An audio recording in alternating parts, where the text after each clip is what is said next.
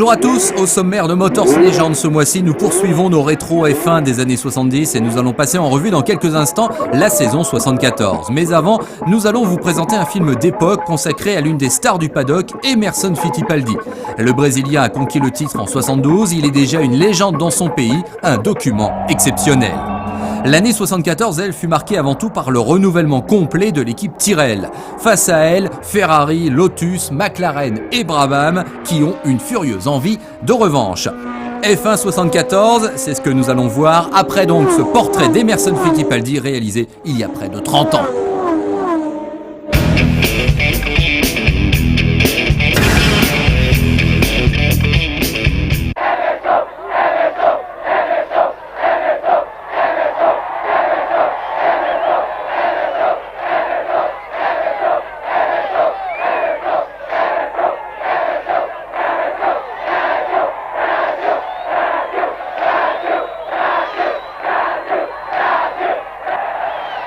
Emerson Fittipaldi, 26 ans, champion du monde 72 de Formule 1, nouvelle idole du public brésilien.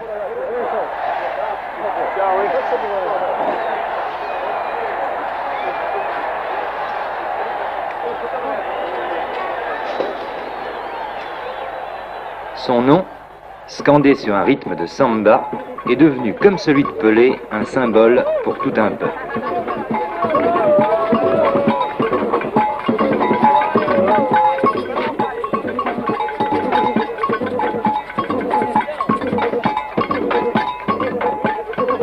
Adulé, idolâtré, sollicité de toutes parts, porte-drapeau du gouvernement, réclame vivante pour toutes sortes de produits, il gagne désormais des fortunes tout en perdant peu à peu sa liberté entre les courses. Marié depuis 1969 avec Maria Helena, une brésilienne d'origine anglaise, pas d'enfant. Casque bleu nuit à bande rouge. Premier pilote de l'écurie britannique Lotus depuis septembre 70. Directeur d'écurie, Colin Chapman. La voiture, Lotus 72D, moteur Ford Cosworth, redoutable. Sa carrière, étonnante, vertigineuse. À 10 ans, les courses de boîte à savon. À 16 ans, la moto. Un peu plus tard, le karting, champion du Brésil en 67. Il court un peu sur tout ce qui se présente. Fabrique ses propres karts avec son frère Wilson, puis des monoplaces Formule V. Les succès l'encouragent. En 69, il se décide et débarque en Angleterre. 22 ans, totalement inconnu. Vous parliez l'anglais? Non, non. C'était une véritable aventure? C'est très difficile.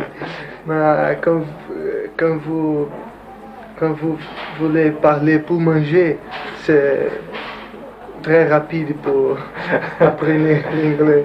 Et vous aviez envie de courir presque autant que de manger. Oui. Vous avez commencé à courir en Formule 1 à peine 1 an et demi après votre arrivée en Europe. Oui, oui. Ce qui est fantastique, ce qui est unique, je crois. Pour moi, c'est une chose incroyable que quand j'ai arrivé en Europe, c'est très difficile pour un jeune pilote qu'on arrive en Europe et ne connaît pas. Et pour le futur, c'est une incógnita. C'est une chose. C'est l'inconnu. Oui. Votre troisième course. Amor, me prepara vem aqui pouquinho. Você viu se o capacete já tá limpo ou não? Tá, e o macacão também tá, já bom, secou. tá bom. Tá bom a comidinha aí? Tá. Tá frio. Não, mas eu não vou mais comer porque ela fez um bife muito grande. Emerson, votre troisième course en Formule 1 a été tragique, puisque c'était au Grand Prix d'Italie, à Monza, et que Jochen Rindt, vous étiez très amis, très liés avec Jochen Rindt. Oui. Et Jochen Rindt a eu un accident mortel au cours des essais. Vous avez été tenté d'arrêter? Non, parce que c'est la première année de Formule 1 et j'avais beaucoup d'enthousiasme. C'est un choc très grand, mais c'est une chose que tous les pilotes de Formule 1 encarent. Como que encara? Maintenant, je suis... Ressente? Faced it. You have to face it. On doit accepter. Oui. On doit admettre ça. Grand Prix des États-Unis 70, sa première course comme leader de l'écurie Lotus se solde par une victoire. Une victoire un peu heureuse, mais qui fait taire les rares sceptiques. Déjà, on voit en lui un futur champion du monde. L'année 71 pourtant va s'avérer moins brillante que prévu. Colin Chapman a été très affecté par la mort de Rindt, les Lotus sont moins compétitives. Fittipaldi, lui, manque encore d'expérience. Il termine néanmoins 6e d'un championnat du monde remporté par le maître Stewart. Et il sait qu'en 72, on l'attend au tournant. Tu pensais pouvoir être champion du monde? Non, c'est une chose très difficile pour un pilote. Comme question, Rêve. quand j'ai arrivé à Europe, j'avais un rêve d'un jour piloter en Formule 1. Et depuis que j'ai piloté, je n'ai pas un rêve de champion du monde. Je n'ai pas un rêve de piloter en voiture de Formule 1. Après, j'ai piloté la voiture de Formule 1. J'avais un rêve de Devenir champion du monde. champion du monde, mais je ne pense pas la deuxième année, seulement après 4-5 ans. En 1972, la Tyrrell de Jackie Stewart et la Ferrari de Jackie Hicks avaient les faveurs du pronostic. Mais la Lotus avait retrouvé toutes ses qualités.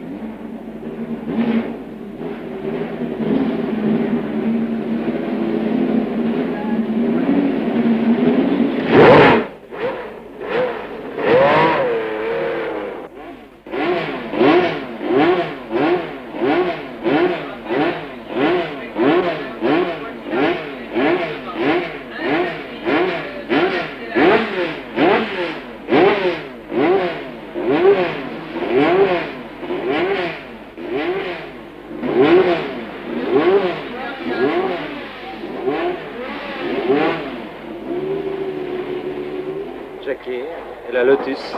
And the Lotus. A small problem. Un petit problème. Oui, c'est bien voiture, c'est fantastique, châssis. C'est Chapman, incroyable. C'est voiture très très bien. Pour l'instant, c'est presque impossible à battre les Lotus. Pour l'instant. Mais c'est pas fini. Moi, je pense que de toute façon, chez Tyrrell, on n'a pas dit notre dernier mot. Derek Garner travaille beaucoup sur les plans de nouvelles voitures, enfin, à la construction même de la nouvelle voiture. Et tous les problèmes que nous avons maintenant, c'est l'expérience. Jackie Stewart remportait le premier Grand Prix 72 en Argentine. Fittipaldi, lui, cassait sa suspension. Mais en Afrique du Sud, déjà, il était deuxième derrière la McLaren de Denny Hulme.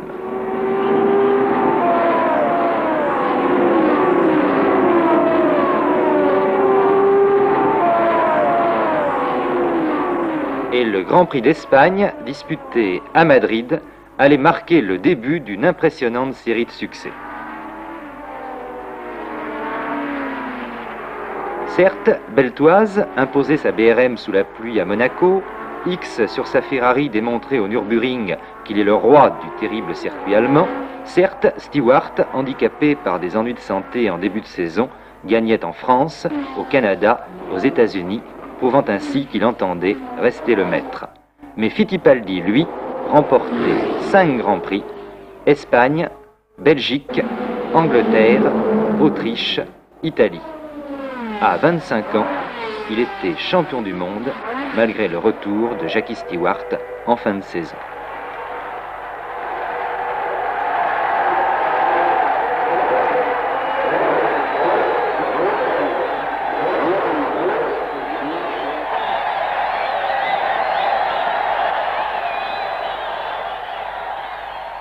Vous êtes un très bon metteur au point. Je pense que c'est très important aujourd'hui à la Formule 1 moderne pour les pilotes savoir les choses de la mécanique. Les Formule 1 d'aujourd'hui réclament une telle précision de conduite qu'elles doivent être réglées au millimètre. Ce qui frappe le plus chez Emerson Fittipaldi, c'est la perfection du style. Régularité étonnante, facilité, élégance, il fait penser par moments au grand Jim Clark. Emerson Fittipaldi ne dompte pas la voiture, il l'apprivoise. Vous êtes superstitieux? tous les pilotes, il a une petite superstition. Quelle est la vôtre, par exemple? Le numéro 7. Le numéro 7, vous Oui. l'aimez ou vous l'aimez pas? Oui, j'ai aimé. Hein, vous aimez le Et numéro au 7? Brésil, toute la course, j'ai fait des motocyclettes, go-kart et voitures avec numéro 7, tout le temps. Dans le domaine de la mise au point, Emerson Fittipaldi et Colin Chapman n'ont plus grand-chose à envier au tandem roi de la Formule 1, Ken Tyrrell, Jackie Stewart. Toutes les modifications, tous les réglages de la voiture s'effectuent pendant les séances d'essai qui précèdent la course. Le chronomètre, bien sûr, joue un rôle essentiel, c'est lui qui sanctionne l'efficacité supérieure de tel ou tel réglage. On chronomètre sa propre voiture et puis celle des principaux concurrents pour savoir où ils en sont. Chez Lotus, ce travail délicat est réservé à Maria Elena. Je fais ça, je crois, pour que ça passe le temps plus vite, parce que franchement, j'aime beaucoup le faire. Ça m'intéresse de voir si Emerson fait plus vite que les autres ou moins vite. C'est vraiment parce que j'aime, et pendant la course, pour que ça fasse le temps plus vite. Votre grand rival, c'était Jackie Stewart. Oui. Qu'est-ce que vous pensez de Jackie Stewart? Je pense que c'est un pilote fantastique, c'est le pilote plus complet du monde. À le moment, il n'a pas de... il est le pilote qui a beaucoup d'expérience de tous les pilotes de Formule 1. Et c'est un pilote que je respecte beaucoup. Pas au point de le laisser passer quand il est derrière. Pour tous les Sud-Américains, Emerson Fittipaldi est le successeur de l'inoubliable Jean-Manuel Fangio.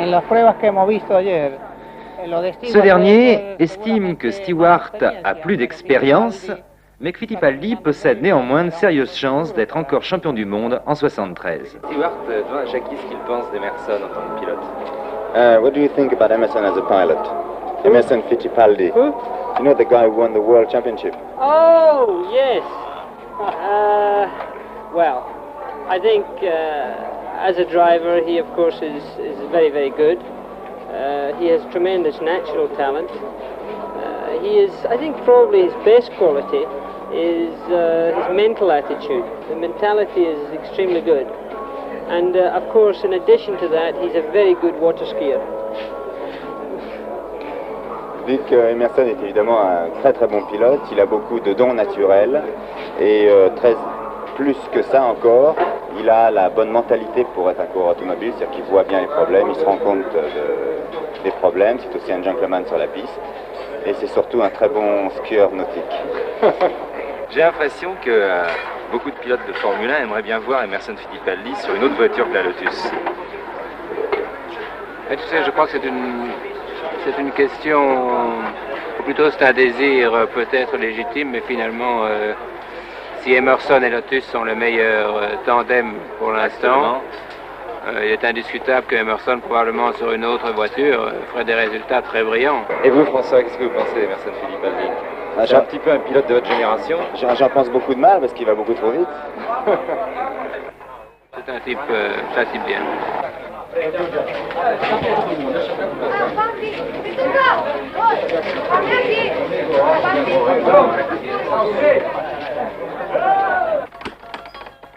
Bonjour.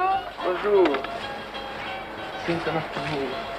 Vous habitez depuis combien de temps dans cette maison? 2 ans. Ah. Oui, mais cette maison seulement pour vacances. Pour le week-end. Pour week-end, oui. C'est une maison toute simple. C'est comme ça que vous les aimez? Oui, avec la nature, avec les arbres, la piscine, pour relaxer le meilleur. Maintenant que vous êtes champion du monde, que vous êtes plus riche, vous auriez envie d'en avoir une plus grande, plus importante?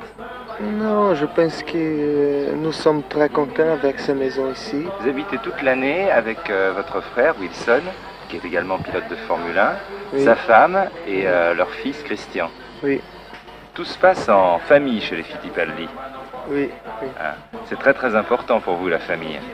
Oui, nous habitons ensemble pour toute notre vie. Emerson Fittipaldi, vous êtes d'un calme assez surprenant pour un Sud-Américain. Et tout le monde se dit que les Sud-Américains sont beaucoup nerveux et beaucoup plus hot blood. Ouais. Ce n'est pas vrai. Non, non. C'est très important. Les pilotes, c'est beaucoup calme, première de le départ. Si le pilote, c'est beaucoup nerveux, n'a pas la réaction, le certes, une bonne réaction pour conduire la voiture, pour piloter à limite. C'est très important, les pilotes première de Grand Prix, c'est calme. Emerson, l'entraînement physique, c'est très important pour un pilote de Formule 1. Et quand je suis en Brésil et en Suisse, je fais beaucoup d'exercices physiques pour avoir une résistance physique. Combien de temps par jour? 45 minutes, 1 heure d'exercice. Quel sport pratiquez-vous en dehors de l'automobile? J'aime beaucoup le sport, les skis nautiques. Contrairement à beaucoup de femmes de pilotes, Maria Elena aime la course. Comme son mari, elle en accepte le risque. Oui, parce que comme on a eu un accident l'année passée, j'ai vu que c'était beaucoup plus dangereux dans les rues que dans la piste. Et ça m'a changé complètement d'idée. Que désirez-vous obtenir encore dans la vie? Marié, C'est fait. c'est fait. Avec une famille, avec les enfants. Et une maison ici au Brésil, prochaine de la plage. Vous aimez beaucoup le Brésil? Oh oui, pour habiter, je pense que... Le titre de champion du monde a-t-il changé quelque chose pour vous dans votre vie? Ouais, il a changé beaucoup. Il a beaucoup de choses pour faire, de service de relations publiques, comme Le service de relations publiques. Public invitation pour inauguration. Oui, des inaugurations, vous êtes très invité partout. Et vous préfériez rester tranquille chez vous? Oui, et notre vie de privée, c'est beaucoup, muito menos tempo. Beaucoup moins de temps maintenant pour la vie privée. Beaucoup moins de temps, oui. Certaines personnes disent qu'Emerson est avantagé par rapport à Jackie parce qu'il a moins d'activité en dehors de la course. Je ne pense pas que cela affecte mes performances. J'ai suffisamment d'expérience pour faire plusieurs choses à la fois. Maintenant, Emerson va avoir beaucoup de choses à faire et c'est lui qui aura des problèmes car il n'a pas mon expérience.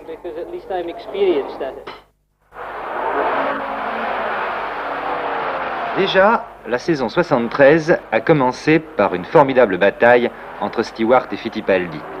En Argentine, Emerson a eu le plus grand mal à venir à bout d'un Stewart agressif et d'un superbe sévère. Au Brésil, par contre, sa supériorité a été totale, mais Stewart a pu prendre la 2e place. En Afrique du Sud, Stewart a réussi à s'imposer, Fittipaldi finissant 3e. Après 3 grands prix, Fittipaldi compte 22 points, Stewart 19, une lutte à laquelle plusieurs autres pilotes espèrent bien venir se mêler. Il reste encore 12 épreuves, jamais sans doute la Formule 1 n'a été aussi passionnante. Emerson Fittipaldi, garçon modeste et tranquille, ne cherchait sans doute qu'à réussir dans la course automobile. Il a trouvé en même temps la gloire et l'argent. Mais ne risque-t-il pas de perdre, dans le véritable tourbillon où il est désormais entraîné, le bonheur tout simple qu'il avait su bâtir dans sa vie privée?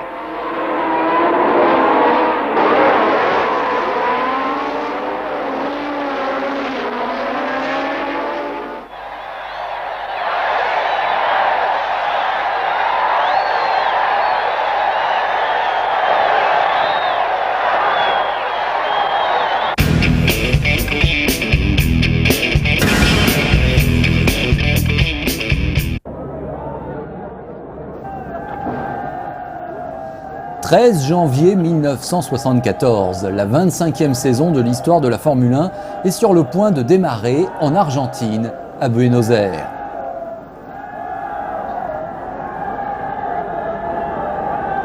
Tout le monde se retrouve avec plaisir dans le pays de Juan Manuel Fangio, qui ne manque jamais de rendre visite aux acteurs de la Formule 1. Pourtant, on le sait, le plateau a subi de très importantes modifications. On reconnaît bien quelques visages, mais il en manque au moins 2 Jackie Stewart et François Sever. Le premier, champion du monde en titre, a pris sa retraite le jour où le second s'est tué lors des essais du Grand Prix des États-Unis 73. L'équipe Tyrrell a donc engagé 2 nouveaux pilotes, Jody Scheckter et Patrick Depailler. C'est Ronnie Peterson qui a signé la pole devant Clay Regazzoni qui fait équipe avec Niki Lauda chez Ferrari.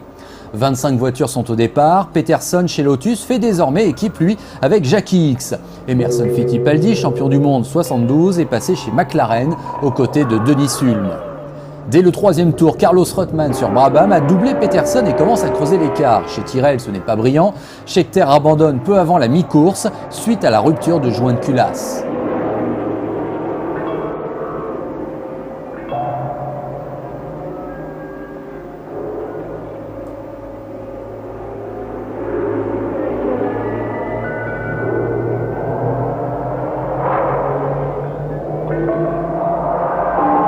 Fittipaldi n'est plus dans le coup, il s'est arrêté, problème de bougie.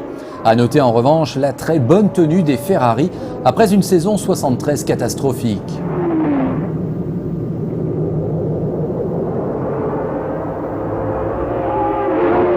On approche maintenant de la fin de course, le public est en liesse car Rothman est toujours en tête.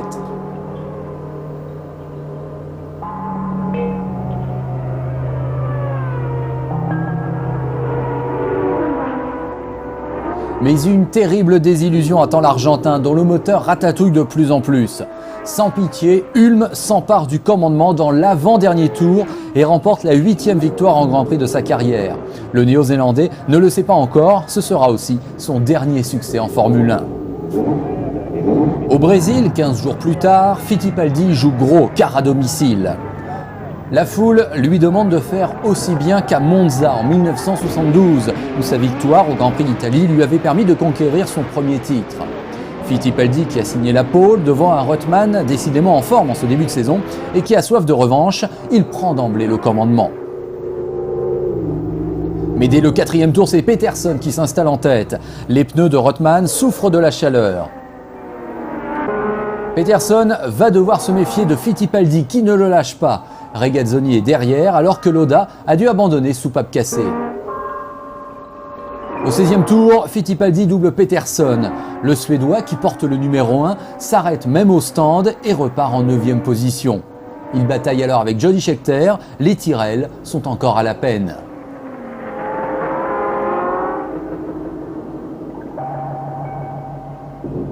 Devant, Fittipaldi possède maintenant une belle avance. Regazzoni est solidement accroché à sa 2e place, alors que Peterson et Depailler naviguent aux alentours de la 6e position.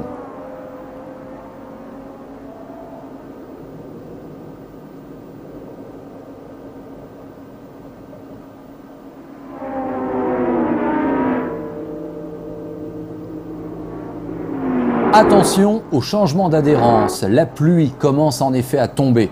Suffisamment pour que l'on décide d'interrompre définitivement le Grand Prix au 32e des 40 tours prévus. Ça ne change pas grand-chose, Fittipaldi empoche sa 10e victoire, la première en cette saison 74 et sa première chez McLaren.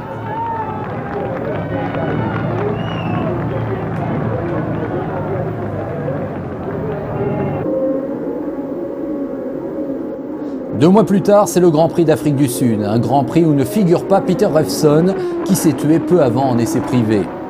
Niki Lauda signe en tout cas sa première pole, et on peut d'ores et déjà dire qu'il y en aura beaucoup d'autres au cours de la saison.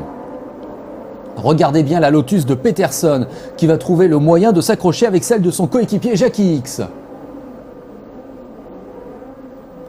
La Surtees de Jochen Mass et la BRM d'Henri Pescarolo sont également impliquées dans ce mini carambolage.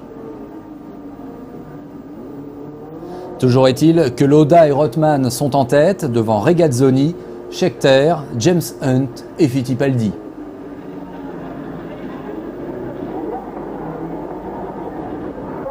Au 10e tour, surprise, Rothman est passé devant.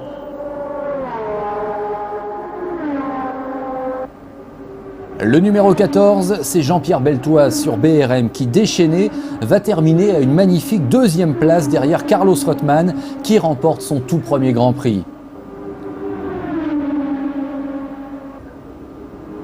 Niki Lauda a dû abandonner au 75e tour. Beltoise, lui, semble encore tout étonné de sa course et de son résultat.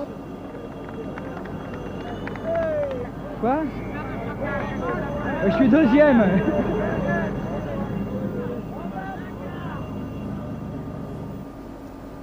Ou plutôt dans un premier temps avant le Grand Prix d'Espagne, où l'on retrouve avec plaisir Jackie Stewart revenir à ses premières amours et une équipe Tyrrell Ford présentée dans la bonne humeur, son dernier modèle, la 007.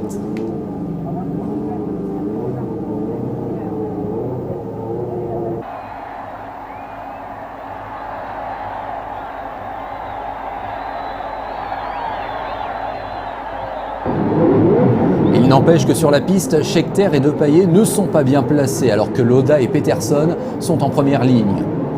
On le voit, la piste est détrempée mais elle va aller en s'asséchant sur ce circuit de Jarama long de 3,4 km.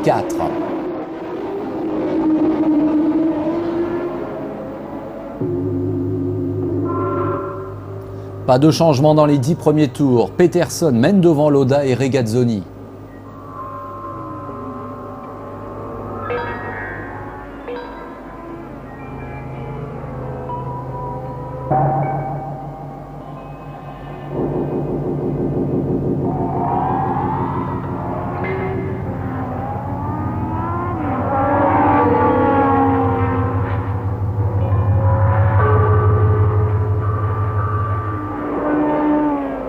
Ricky Van Oppel abandonne, radiateur d'huile cassée. La pluie en tout cas a cessé et il faut bientôt s'arrêter pour chausser des pneus slick. À ce petit jeu, ce sont les Ferrari qui s'en sortent le mieux, surtout que Peterson doit abandonner pour cause de baisse de pression d'huile. Jackie Stewart apprécie en connaisseur la victoire de Niki Lauda, la première de sa carrière en F1. L'Autrichien est bien sûr fou de joie. Regazzoni deuxième complète le triomphe de Ferrari.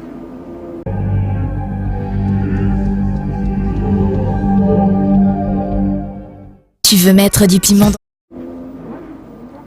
Pour le Grand Prix de Belgique, disputé à Nivelles, on retrouve Gérard Larousse au volant d'une Brabham privée.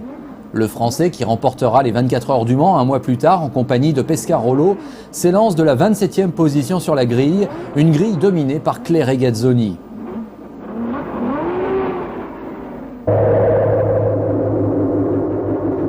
Jody Scheckter est à ses côtés alors que derrière, on trouve Lauda et Fittipaldi.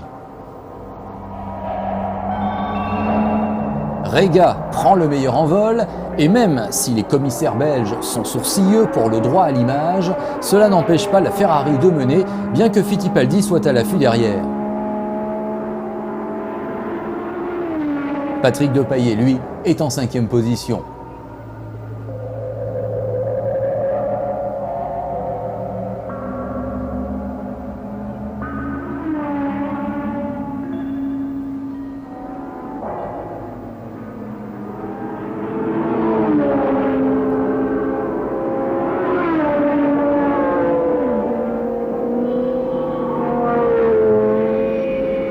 Au 38e tour, apparemment gêné par Larousse, Regazzoni part en dérapage dans l'herbe et doit laisser passer Fittipaldi et même Lauda.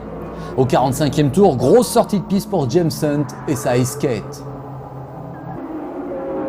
Il ne reste plus bientôt qu'un tour et l'ordre ne change plus. Fittipaldi l'emporte devant Lauda alors que Scheckter subtilise la 3e place à Regazzoni. Au championnat, Fittipaldi est maintenant en tête avec 23 points, de quoi aborder le rendez-vous de Monaco avec confiance. Celui-ci se déroule le 26 mai et ce sont les deux Ferrari qui monopolisent la première ligne. Leur envol est d'ailleurs impeccable, même si un carambolage a eu lieu à Massenet, éliminant cette voiture.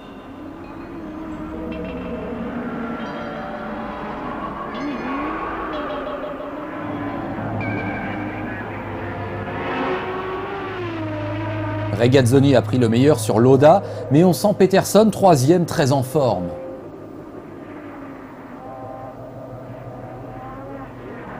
Loin derrière, Depailler, victime d'une fuite d'essence dans le tour de formation, s'était lancé avec une Tyrrell 006 ancien modèle. Dès le 2e tour, Jean-Pierre Jarier en pleine forme double Peterson pour le gain de la 3e place. Pas pour longtemps hélas, alors que quelques épaves jonchent la piste de Monaco, Peterson reprend la 3e place aux Français.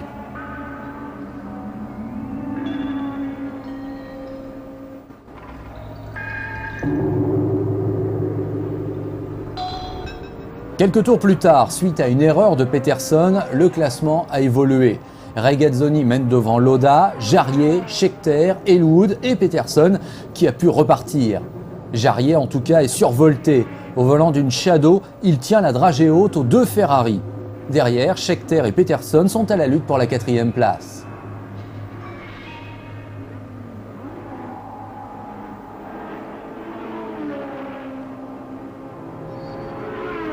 Au 21e tour, Regazzoni dérape à la rascasse. Il heurte le rail et repart en 5e position.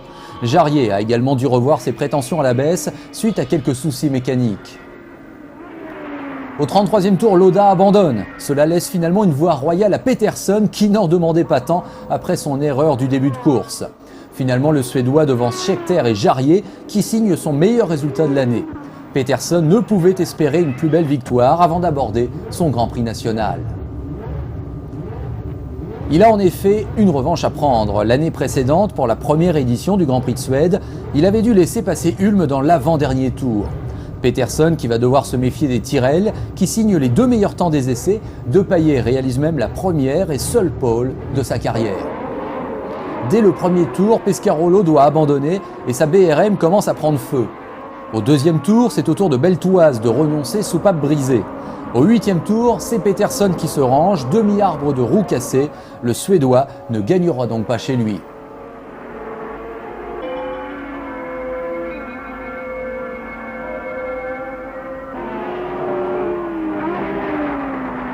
En fait, c'est Scheckter qui domine les débats, mais Depailler n'est pas loin. Jochen Mass, lui, abandonne sur sortie de route, et le moins que l'on puisse dire est que certains photographes s'en sortent bien.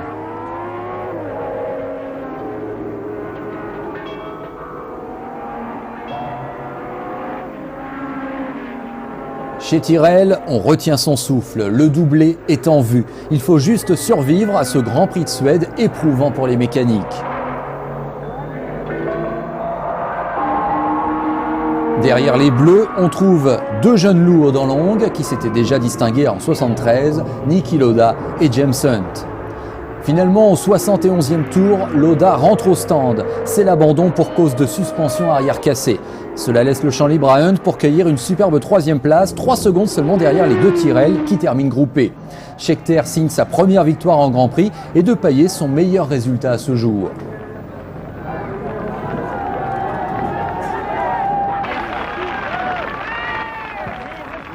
À Zandvoort, pour le Grand Prix des Pays-Bas, on remarque d'abord que l'ambiance générale est pour le moins détendue. Ce n'est pas aujourd'hui qu'on verrait un homme nu dans le paddock, n'est-ce pas, monsieur Ecclestone?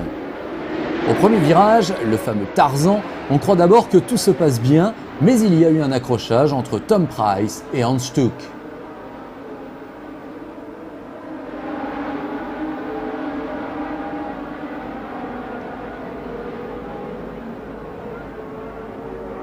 Lauda est en tête devant Elwood, Regazzoni et Depailler. Lauda, qui a signé la pole, ne laisse à personne d'autre le soin d'imprimer le rythme. Regazzoni est maintenant 2e à une dizaine de secondes. Que dire de Peterson qui navigue à la 7e place?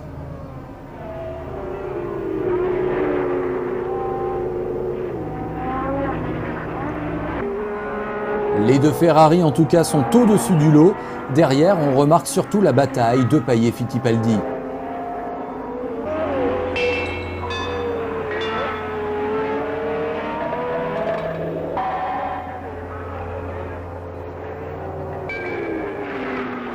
Victoire de Lauda, 2e doublé de la saison pour Ferrari, qui a effectué une véritable démonstration.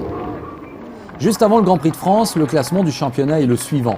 1. Fittipaldi, 31 points. 2. Lauda, 30. 3. Regazzoni, 28. 4. Scheckter, 23. 5. Elwood, 12. Le circuit de Dijon-Prenois en profite pour accueillir quelques-unes des plus belles monoplaces jamais construites.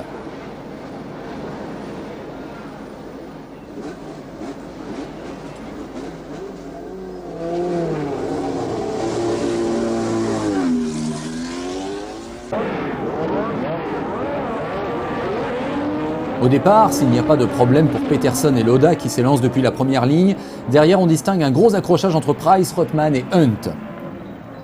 Lauda, quoi qu'il en soit, est en tête, alors que Pescarolo doit déjà s'arrêter pour un problème d'embrayage. Le peloton s'étire, mais il n'y a guère que 2 hommes concernés par la victoire, Lauda et Peterson.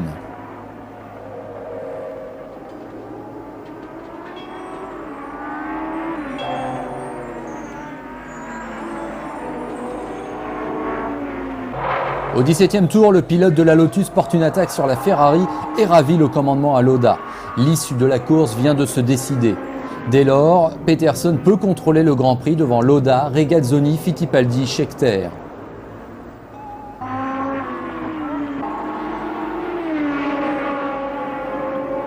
Le classement n'évoluera plus jusqu'à l'arrivée. Peterson renoue avec la victoire pour la deuxième année consécutive en France, où il est bien plus en réussite que chez lui en Suède. Événement pour le Grand Prix de Grande-Bretagne. Pour la première fois, une femme va tenter de se qualifier. Mais Mademoiselle Lombardie, comme on dit à l'époque, Lella de son prénom et de nationalité italienne, n'y parviendra pas. Il y a 25 voitures au départ et c'est Lauda et Peterson, encore eux, qui sont en première ligne. Mais le Suédois rate son envol, au contraire de Scheckter qui bondit depuis la deuxième ligne.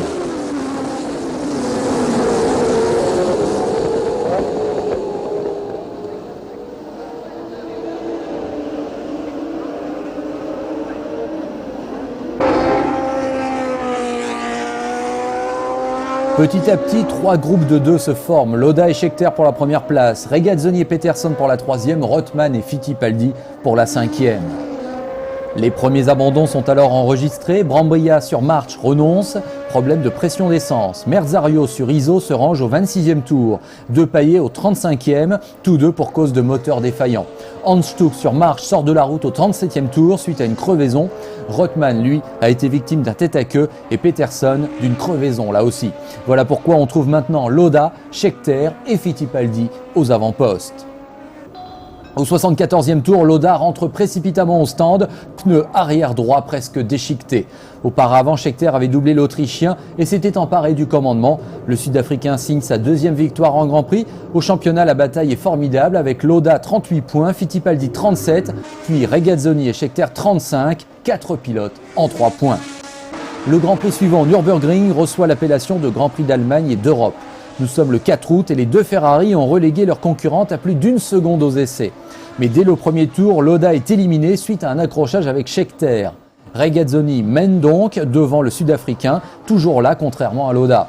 Suivent Rothman, Maas, Peterson, Depailler, X, Elwood et Beltoise.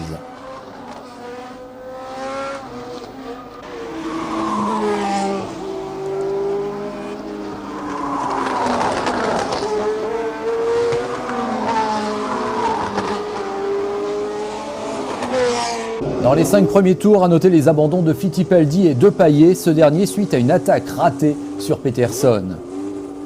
La plus grande incertitude provient alors du ciel. On craint des conditions changeantes. Au 13e tour, Elwood sort violemment et se fracture la jambe droite. Heureusement pour lui, sa McLaren n'a pas pris feu. Jochen Mass a lui aussi dû renoncer, le classement n'est plus modifié. Malgré quelques débris sur la piste, Regazzoni l'emporte devant Scheckter et Rothman. Le Suisse s'empare du même coup de la tête au classement mondial avec 3 points d'avance sur Scheckter.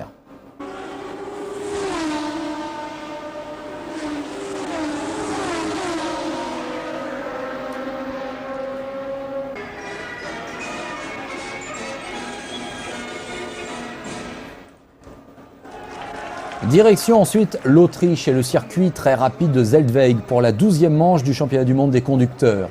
En plein cœur de l'été, Lauda et Rothman se partagent la première ligne et espèrent marquer des points après un Grand Prix d'Allemagne décevant. L'Argentin prend en tout cas le meilleur sur l'Autrichien, suivent Carlos Pace, Regazzoni, Hunt et Scheckter.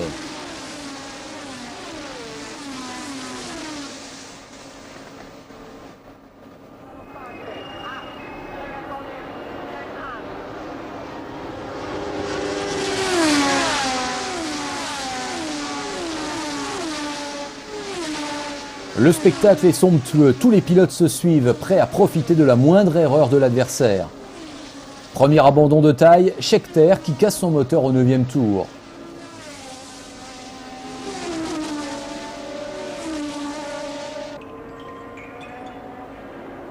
Rothman caracole toujours en tête, mais personne ne peut prétendre passer un dimanche tranquille.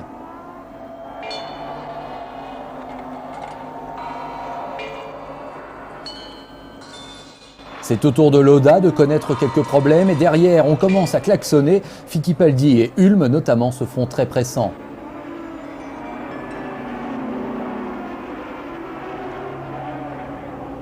À quelques tours de l'arrivée, la situation a évolué. Rothman mène devant Hulme, Lauda ayant dû abandonner sur casse moteur. X et Depailler s'accrochent tandis que Regazzoni s'arrête pour changer sa roue arrière gauche. Peterson renonce au 46e passage, panne de transmission.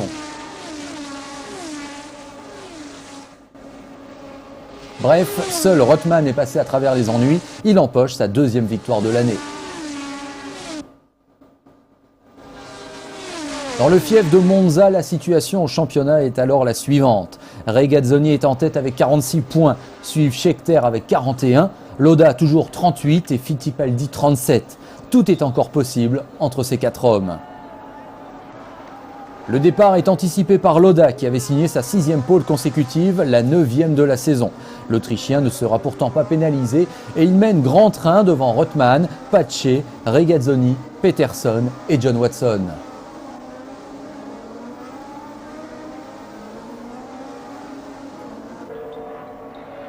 Au 5e tour, Regazzoni s'empare de la 2e place au détriment de Rothman. C'est le scénario idéal pour Ferrari et Monza commence à s'enflammer.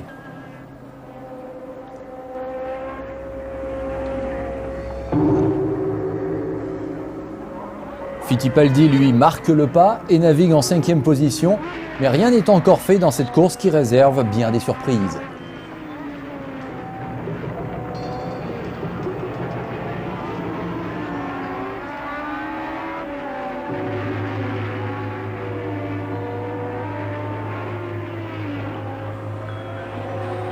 Ainsi, au 30e passage, Lauda laisse échapper une inquiétante fumée. Regazzoni passe en tête et l'Autrichien doit même se retirer 2 tours plus tard. C'est pratiquement l'espoir de devenir champion du monde qui s'envole pour lui à 2 grands prix de la fin. Pour Regazzoni, en revanche, c'est l'occasion rêvée de prendre une option presque définitive. Au 35e tour, le Suisse possède 13 secondes d'avance sur Peterson et Fittipaldi. Hélas pour lui, au 41e passage, le pilote Ferrari doit lui aussi renoncer suite à la rupture d'un coussinet de Villebrequin. Peterson récupère la première place et la victoire aux grandes dames des tifosi. Fittipaldi et Scheckter terminent 2e et 3e, ce qui fait qu'au championnat, Regazzoni n'a plus qu'1 point d'avance sur Scheckter et 3 sur Fittipaldi. Le suspense est total. C'est le 22 septembre que tout le monde se retrouve à Mosport pour l'avant-dernière manche du championnat. Un rendez-vous capital qui n'empêche pas une ambiance plutôt bon enfant de régner. À noter les débuts de 2 équipes américaines, Parnelli qui engage Mario Andretti et Penske qui aligne Mark Donohue, 2 anciens vainqueurs d'Indianapolis. Chez BRM, la rupture est consommée avec Pescarolo et François Migaud, qui faisaient aussi partie de l'effectif. C'est Chris Amon qui désormais épaule Beltoise.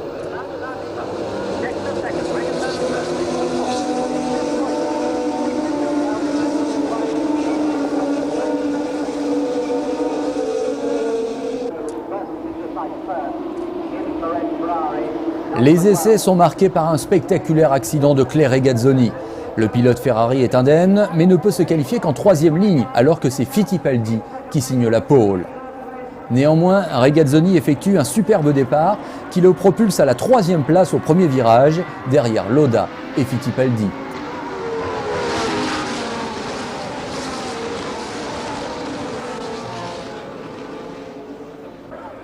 Jusqu'à la mi-course, les 4 hommes de tête ne changent pas. Lauda, Fittipaldi, Scheckter et Regazzoni.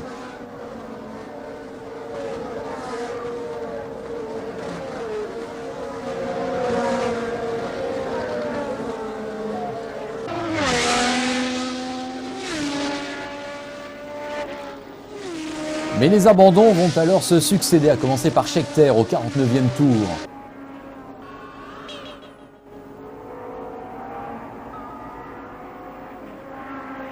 Puis, alors que la piste est rendue très glissante par quelques dépôts d'huile, c'est Lauda, le leader, qui va partir à la faute dans le 68e tour à 12 boucles seulement de l'arrivée. Du coup, Fittipaldi récupère la première place et il l'emporte devant Regazzoni et Peterson. Une excellente opération pour le Brésilien qui revient en tête du championnat.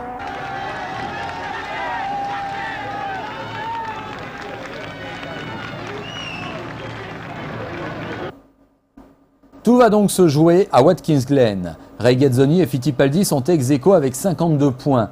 Scheckter, troisième avec 45 points, possède encore une chance mathématique de devenir champion du monde, mais il faudrait qu'il gagne tout en espérant que Fitti et Rega ne terminent pas mieux que sixième. Les essais sont marqués par l'accident de Beltoise. Je sais pas si c'est par-dessous ou par-dessus, dis donc. S'il est parti par-dessus, j'ai vraiment monté le prendre dans la gueule. But he was on the other side of the road. No, I mean after. We didn't go around. I didn't go, no, it was on the wheel and everything. Beltoise, c'est incroyable quand on voit les dégâts que peut faire un choc dans le rail de sécurité à faible vitesse. Oui, et pourtant, je dois dire que effectivement, c'est un petit choc parce que c'est à relativement faible vitesse. Ça aurait pu se produire effectivement à peut-être 2 fois plus de vitesse. Comment ça s'est passé? Eh bien, je ne comprends pas encore. C'était dans les tout premiers tours d'essai. Et je ne sais pas en fait si... je ne pense pas avoir fait une faute. Je croyais au début que je m'étais fait surprendre parce que les pneus étaient froids. Mais en fait, renseignement pris, j'étais à mon 3e tour d'essai, donc les pneus n'étaient plus froids. Et quand j'ai contre-braqué, la voiture n'est pas revenue. Et elle fonçait droit dans le rail. Absolument droit dans le rail. Je me souviens d'être en train de tirer sur la direction justement pour la faire revenir. En tout cas, la Penske de Donohue est toujours là, de même que Mario Andretti sur la Parnelli.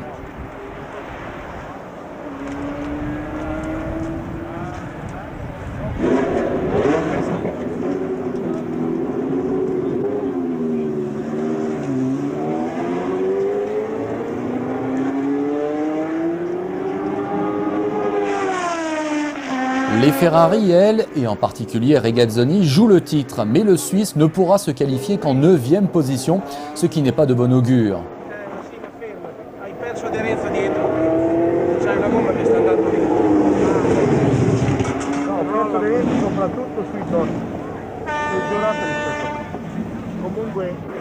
Ce n'est guère mieux pour Fittipaldi, seulement 8e sur la ligne, et qui cherche avec Teddy Mayer la solution au problème de la McLaren.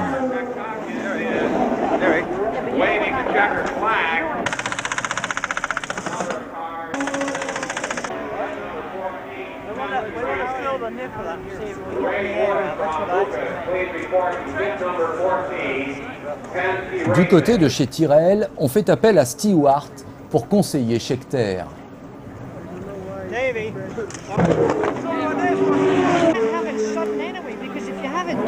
You're going to put too much load in the back end. You're going to put too much load. Where do you change?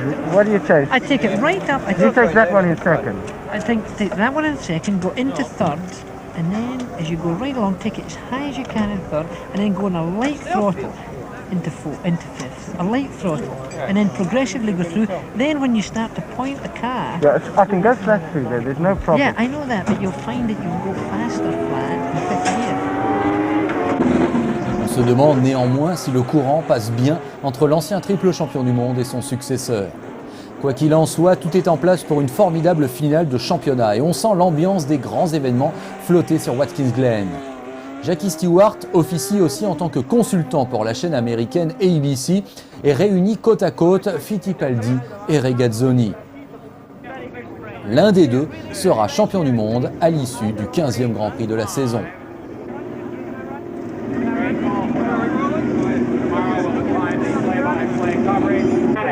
And what about Clay Regazzoni? He's okay. He's okay as well? Clay, this is the first time that you've been in a position to win the World Championship. Does this make it difficult for you? No. I'm the same condition last year, 2 years ago, 3 years ago. My condition is very tranquil. No nervous. Not nervous? No nervous. Well, I remember I was nervous. How do you look at the race, Clay? Do you really intend to try to win the race, or do you look only at Fittipaldi? Yeah, for me it's important Fittipaldi before, and I try make a good start, maybe in front Fittipaldi, and after I look Fittipaldi before. For me it's important Fittipaldi. Clay, this must be the most important race of your life. Yeah. What happens if Clay Regazzoni wins the World Championship? C'est Carlos Rothman qui a signé la pole et qui prend le meilleur départ. Mario Andretti, hélas pour lui, est resté scotché en panne de pompe à essence.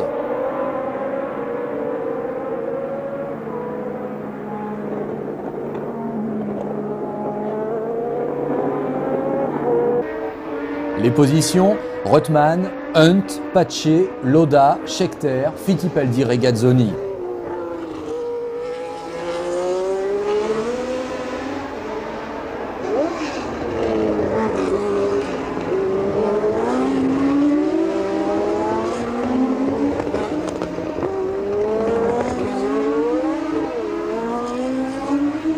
Dès le deuxième tour, on s'aperçoit que Regazzoni est en difficulté. Il s'est fait lâcher par Fittipaldi et est maintenant menacé par tout un groupe. Confirmation peu après, Watson notamment est passé. Regazzoni, c'est quasiment sûr, ne marquera pas de points dans ce Grand Prix des États-Unis. Si Fittipaldi termine dans les 6 premiers, alors ce sera le Brésilien qui sera couronné.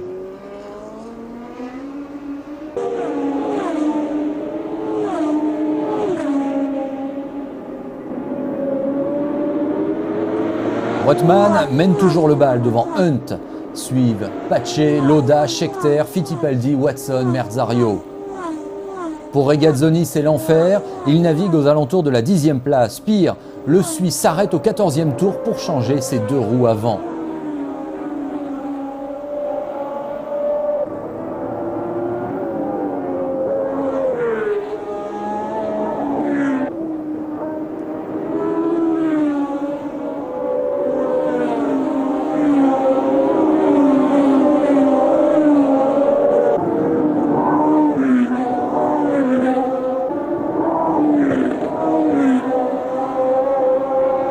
La course est alors marquée par l'accident mortel dont est victime le jeune Autrichien Koenig au volant d'une Surtees.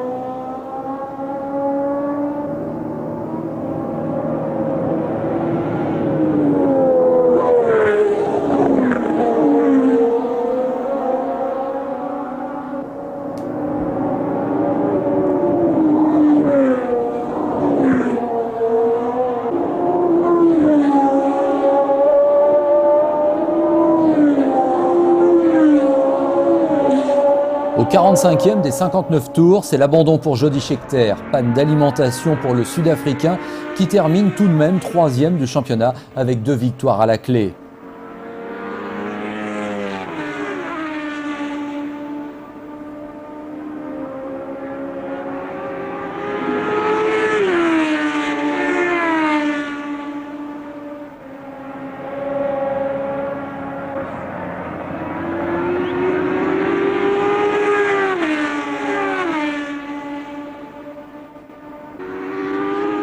Rien ne peut empêcher Rothman de l'emporter devant Pace, Hunt et Fittipaldi.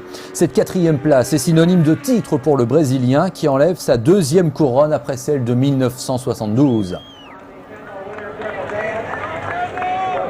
Rothman est donc le vainqueur du jour pour ce qui est son 3e succès de la saison, un score identique à celui de Fittipaldi qui a été plus constant sur l'ensemble de l'année.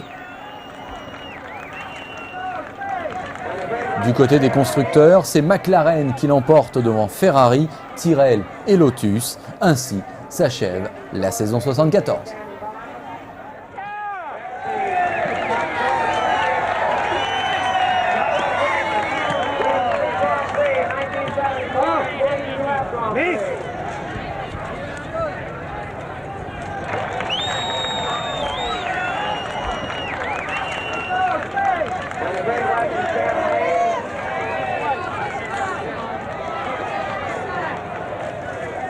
Jackie Stewart of ABC standing by.